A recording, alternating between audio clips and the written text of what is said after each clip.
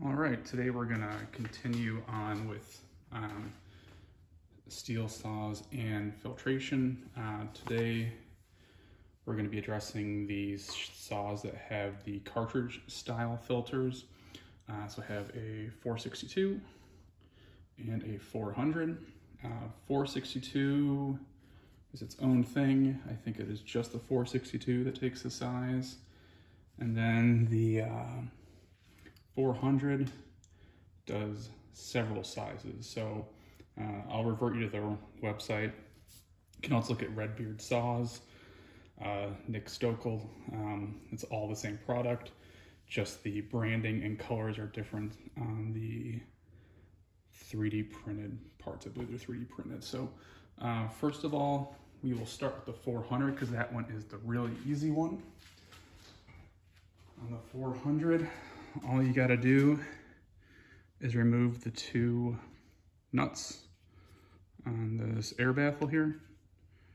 And that is it. Remove the two nuts, put them back on. After you take this off, this thing literally, after you oiled it, slid right on, tightened up the band clamp. So that one was real easy.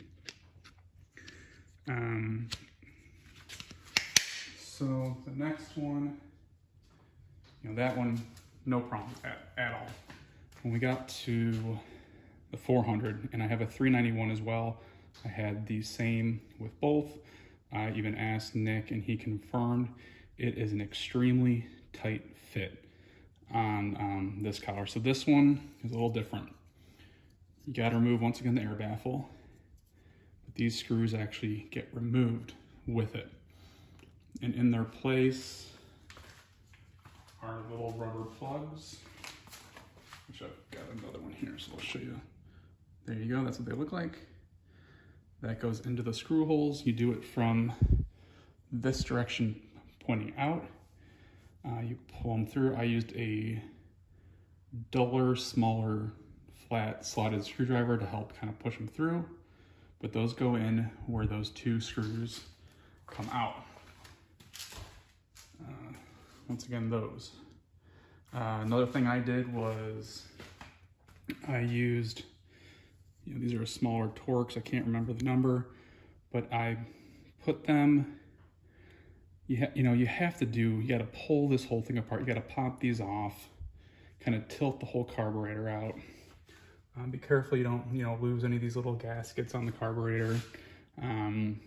So what I did is I used, the small bits. I put it in there with my finger, and then I used a small wrench to actually then turn it like on a 90 degrees. So the bit's going this way, wrench coming in this way. So I didn't have to mess with it as much. I didn't have to pull it out as much. And I did the same on the 400 and the 391. So that's one little tip. Second tip, and this was the big thing. I literally was cursing at this thing for 15 minutes trying to get this to fit on. And what I ended up doing was I took the band clamp off. I dry fit all these. I didn't oil them the first time. I fought with it for a while. I'm gonna zoom you in here on something too. These do seem to go on, because if you get one of these, you will notice there's a relief cut in the band that lines up with this part of the carb right here. So I slid that part on first, and then I snugged it up all the way around. Once again, no band clamp, dry, because I didn't want to make a huge mess. I got it on eventually, and then I actually let it sit overnight. When I came back then in the morning, it's like 50 degrees here, so it's not like it was really cold or anything like that, but it wasn't hot where everything's like expanded and everything like that. But I let it sit overnight around 55 degrees or so, and it came on an awful lot easier. So then I did the oiling, put the band clamp on, was able to get it on relatively easily, and no problems then. Once again, I didn't confirm with Nick that that model is a lot hard to go on. The 462 literally just goes right on without a problem. You snug it up. So, rather too tight than too loose, but it was a bear the first time. And once again, same on the 391, the 400, they're the same setup for the carburetor. Once again, once you got that on, you just pop these back on, but you need the wiggle room to get it, those screws on this. I didn't have to do any of that wiggling, I don't think, on the 462, if I remember right. I remember it was just pulling off, you know, because everything is accessible from this side. You know, you don't have to get behind it like you do on the 400, 391, 362, etc. I believe they also even go down to the 261 with that model. My understanding is the 261 doesn't need the plugs either. When I was also talking with Nick, it seems the same instructions kind of come with everything. So not everything applies to every model. So, you know, I think, you know, obviously there's no plugs needed for the 462. But I think the, you know, just, you know, tailor it, but it has to be the cartridge style system. I think maybe some of the older 362s may not have that cartridge style system.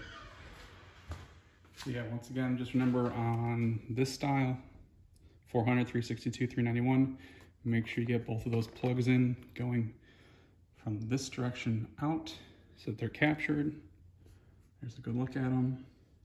You can see they're tipped and there's a little ridge on it to help hold them in. Another disclaimer they give is don't use spray oil. They're recommending this, the Bel-Ray filter oil for phone. And then Bel-Ray also makes them a foam filter cleaner. So, you know, it was interesting. This 400 didn't really have any fines through it. The 391, that's my main firewood saw, it had some fines underneath. So I know that stock filter wasn't the greatest, but that saw also did not have the pleated one. It had the beige fleeced or flocked one, whatever they want to call it. So I will say that. So I'm guessing the pleated ones work a little better, but I did have some fines on my 391 before installing this. Everything's been fine since. But here, I'll just give another close-up of how these are installed. There it is on the 462, the band clamp. Since I got these from Westcoast, saw they're the Westcoast sub branding, as you can see down there, and then up on this one too.